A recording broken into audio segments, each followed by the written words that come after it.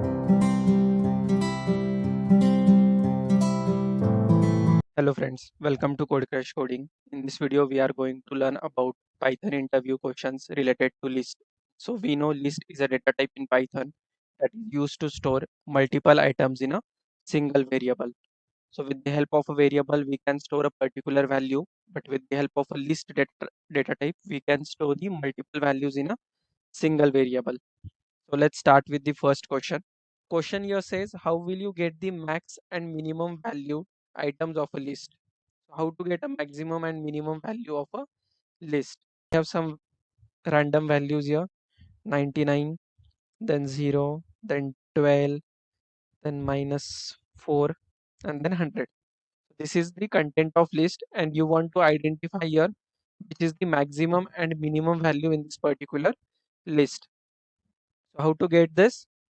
You need to say print, and with the help of max function, it will return the maximum values in the list, and with the help of min function, it will return the minimum value in the list. So how to make use of these two functions? Let's check that. So you need to say max, and inside this max you need to pass the name of the variable. So here the name of variable is list, so I will provide you a list. Now let's run this code.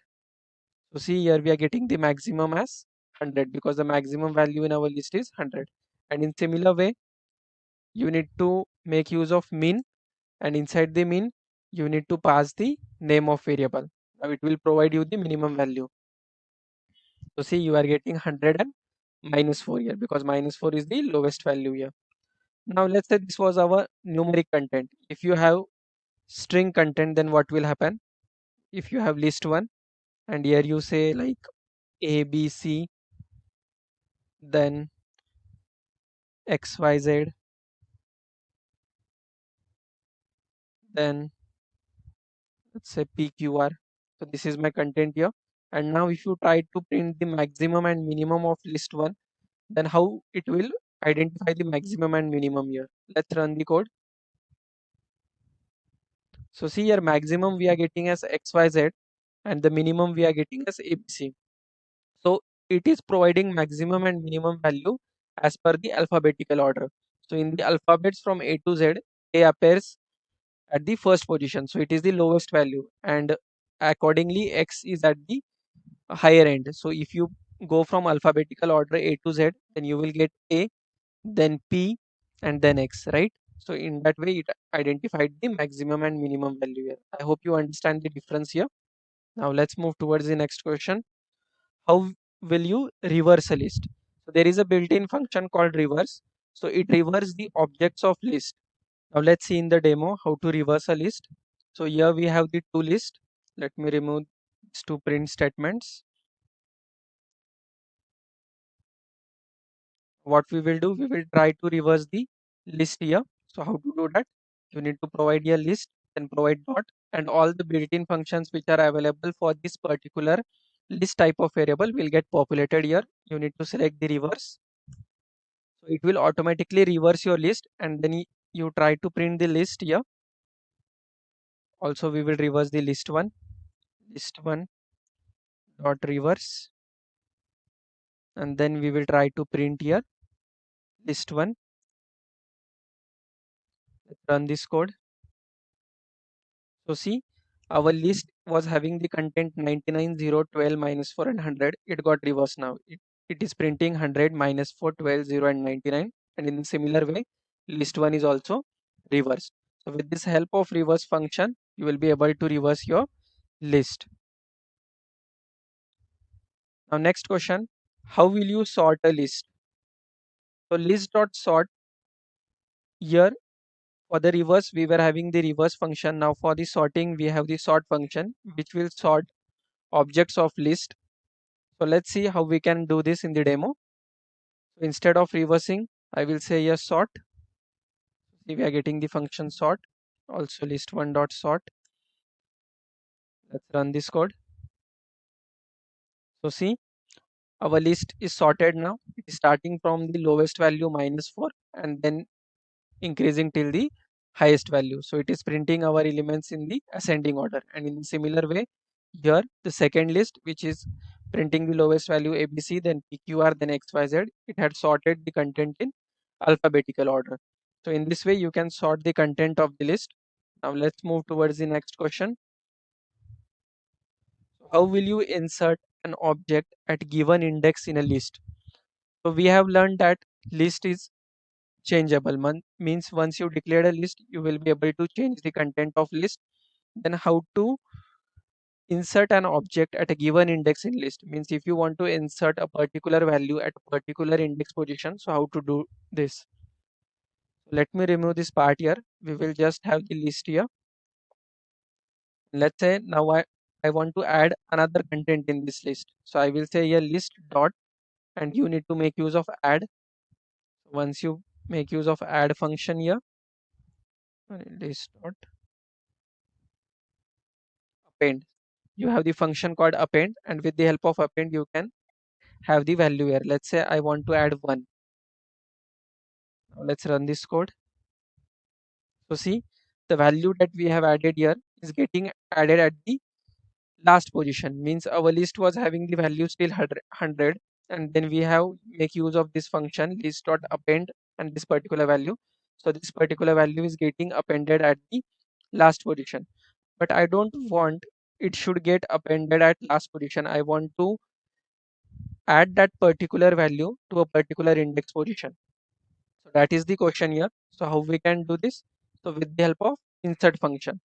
So list dot insert you need to use, and then you need to provide two values. First one is the value that you want to enter in the list, and another parameter is index. So you also need to provide the index position.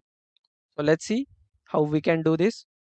Now what I will do, let's run this code first. So we just have a single list here, and we are getting all the content of the list till 100. Now I want to add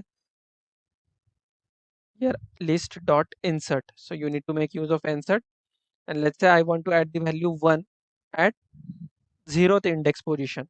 So I will say here 0, then 1. Now let's run this code. So see, 1 is getting added at 0th index position. Now let's say if I change it to 2, so it will get added at second index position. Let's run this. See, this is 0th index position, this is first, and this is second. So 1 is getting added at second index position. So with the help of append, it will get appended at the last index position, and with the help of insert, you can specify at which index position you want to add the element. Now let's move towards the next question here. So how will you remove an object from a list?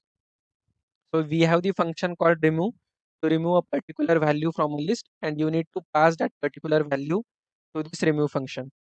Now let's remove this part here. Let's first print the list.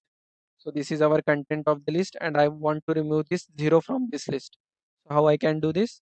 With the help of name of variable list, then dot remove. So once I say remove, I need to pass a value that should be removed from this index, sorry, from this list. So I will say here 0. Let's run this code. So see, now we are getting the updated list which does not contain this particular value. We are getting the values 99, 12, -4 and 100. Now the last question that we want to see here is what is list comprehension? So this is also important concept about the list. So list comprehension offers a shorter syntax when you want to create a new list. So in this way, you can create a list with the help of list comprehension. So main use of list comprehension is it is a syntax construction to ease the creation of a list based on existing iterable. So let's see in the demo how we can do this. So here I will remove this part. Let's say I want to have the list from 1 to 100. So what I can do, I can have the values here directly enter 1, 2, 3, 4 till 100. So instead of doing that, you can directly provide a syntax here to get the values generated till 100 in a easy way. So how to do this? So here we have a syntax. You need to provide a variables.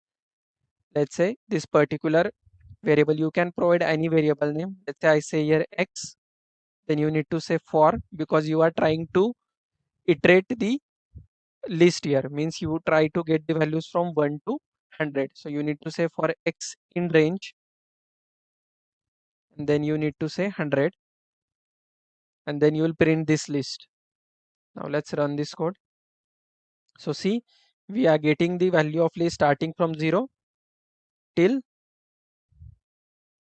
99. Why we are getting till 99? Because this value is excluded. Means if you provide 100, so it will include till 99. So if you want till 100, you need to provide 101. Now we will get the value still 100. See, we are getting the value still 100. So in an easy way, instead of providing the values manually, we make use of this particular syntax for x. Means you can provide any variable name here, and then you need to provide a condition. So for x in range 101, you are automatically generating the value still 100. Let's take another example here. Let's say you have one list here. Let's say you have a list of fruits. Then you will say apple, then orange, then grapes, and banana. These are the four fruits in this list. And now what you want to do, you want to create a new list. So let's have a name as new list. And inside this new list, you want all the values of this particular list excluding orange. Means all the values should be there in this particular new list, same as list, but excluding this orange. So how to do this? So with the help of list comprehension, you can do this.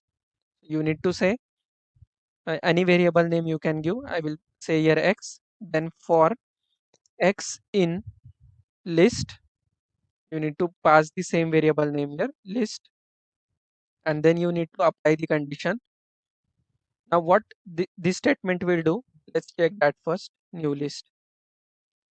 So this will add all the content here, right? New list will get all the content of list, because you are saying here for x in list, so it will add all the content of list here.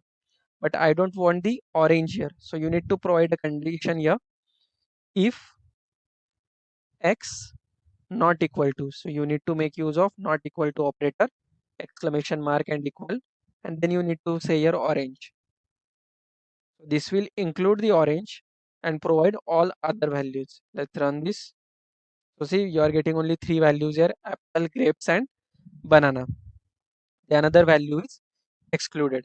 So in this way, you can make use of list comprehension to create a new list with the simpler syntax. So I hope I have cleared all the concepts about the list here. We will cover another data types in the next video. Thank you for watching.